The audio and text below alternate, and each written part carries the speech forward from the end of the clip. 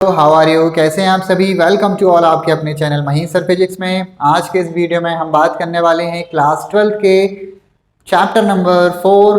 Physics का ही होगा यार, ऑब्वियसली मही सर फिजिक्स है, ठीक है। तो chapter number 4 moving charge and magnetism का एक बहुत ही इंपॉर्टेंट डेरिवेशन बोर्ड में देख पा रहे होंगे, magnetic field intensity at the centre of the circular coil. बहुत ही इंपॉर्टेंट डेरिवेशन है, मात्र 5 मिनट का है, फटाफट से देखिए, सभी से बनेगा। बहुत ही इजी है। हमें करना क्या है, magnetic field at the centre of a circular coil. अब कॉइल कैसे बनेगी भाई, मान लो एक वायर रहा होगा एल लेंथ का, अब उसी को मोड़ मार के हमने क्या कर दिया, एक सर्कुलर कॉइल बना दी। सपोज करो ये हमने एक ऐसी क्या बना दी, एक सर्कुलर कॉइल, ठीक है। अब सर्कुलर कॉइल का एक पॉइंट, ये एक सिरा ये भाई, करंट यहाँ से जाएगा, यहाँ जाएगा, यहाँ आएगा और यहाँ से क्या करेगा, लीव करेगा। मतलब एक छोर से जाएगा, एक एंड से जाएगा और दूसरे एंड से लीव करेगा, बाहर आएगा। इतनी बात समझ में आई। ये अपन ने एक सर्कुलर कॉइल बनाई। अब ये इसका क्या होता है, सेंटर। अब हम पूरी, जैसे हमने बायो-सैवर्ट लॉ में ही बात की थी कि हम पूरी लेंथ का जो कंडक्टर है उसको नहीं लेते, हम एक करंट एलिमेंट, एक लाइन एलिमेंट कंसीडर करते हैं, जिसको हम क्या बोलते हैं, डीएल बोलते हैं, ठीक है। और आपको मैंने ये भी बताया कि आई इंटू डीएल को ही हम क्या बोलते हैं, करंट एलिमेंट। ये आपको पता होना चाहिए, ठीक है। करंट एलिमेंट क्या कहलाता है, आई इंटू डीएल। अब बात समझिए, ये एक कंडक्टर है, इसमें हमने क्या कर दिया, हमने यहाँ पर भी एक स्मॉल एलिमेंट कंसीडर कर दिया, जिसकी लेंथ कितनी होगी, इसकी लेंथ भी कितनी होगी, डीएल होगी, ठीक है। मतलब ये क्या है, स्मॉल लाइन एलिमेंट। अब इसकी यहाँ से लेके यहाँ तक की जो डिस्टेंस होगी वो कितनी होगी, आर होगी। अब हमारा जो टास्क है, हमें क्या करना है, मैग्नेटिक फील्ड निकालना है, कहाँ पर, सेंटर पर, ठीक है। कहाँ पर निकालना है, सेंटर पर मैग्नेटिक फील्ड निकालना। कैसे निकलेगी अब वो समझो।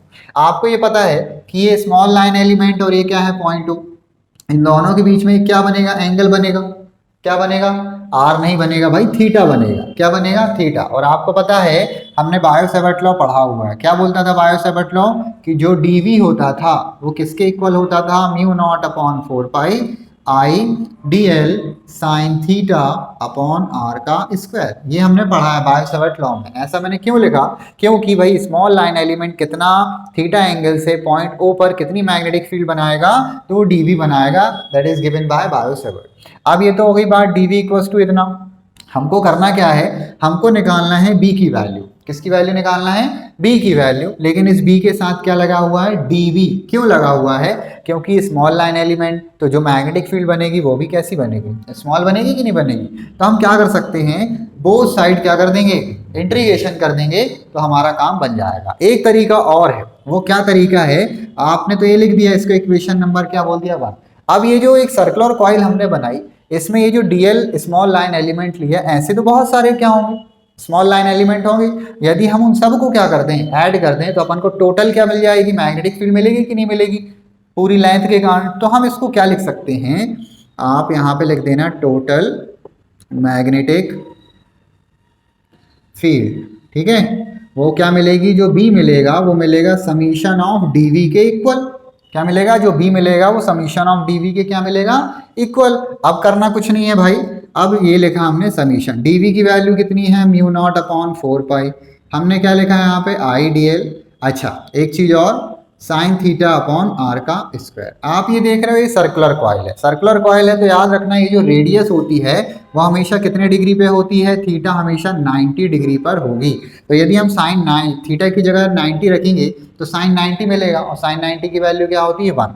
तो आपको इक्वेशन क्या मिलने वाली है, मैं यहाँ पे लिख देता हूँ, साइन 90 की वैल्यू क्या आएगी, 1। तो summation of mu naught upon 4 pi I into D L by R का स्क्वायर, ठीक है। अब करना क्या है, ये जो समीशन का साइन है उसको केवल डीएल के साथ लगा दो। क्यों, क्योंकि हम बहुत सारे स्मॉल लाइन एलिमेंट्स को ऐड कर रहे हैं, तो बाकी सब क्या आएंगे, constant, mu naught upon 4 pi I upon R का स्क्वायर। बस ये समीशन का साइन किसके साथ लगा दें आप, डीएल के साथ, ठीक है।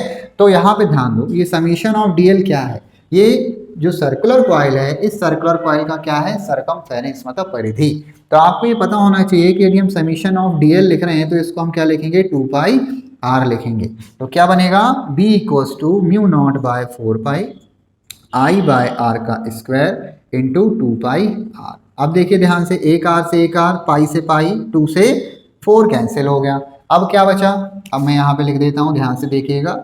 अब क्या बच रहा है, b की जो वैल्यू मिल रही है वो मिल रही है म्यू नॉट, ठीक है। नीचे कितना आया, 2 आया हुआ है। यहाँ पर क्या बचा, i बचा, ठीक है, और क्या बचा नीचे, आर बचा। इस तरीके से हमने क्या लिख दिया, बी की वैल्यू आ गई, कितनी आ गई, B equals to mu naught I upon 2r। और ये जो मैग्नेटिक फील्ड होती है इसकी यूनिट होती है टेस्ला। क्या होती है, टेस्ला। क्लियर है यहाँ तक की बात। तो इतना सा डेरिवेशन था। अब बात आएगी भाई इसकी डायरेक्शन क्या होगी। तो डायरेक्शन याद रखना हमेशा यूनिफॉर्म तो होगी, वो भी कैसी होगी, परपेंडिकुलर डायरेक्शन होगी। किसकी, मैग्नेटिक फील्ड की डायरेक्शन कैसी होगी, uniform perpendicular to the centre of the coil. ठीक है, तो ये इतना सा था डेरिवेशन। उम्मीद करते हैं आप सभी को समझ में आया होगा। मिलते हैं अगले वीडियो में। जय हिंद, जय भारत।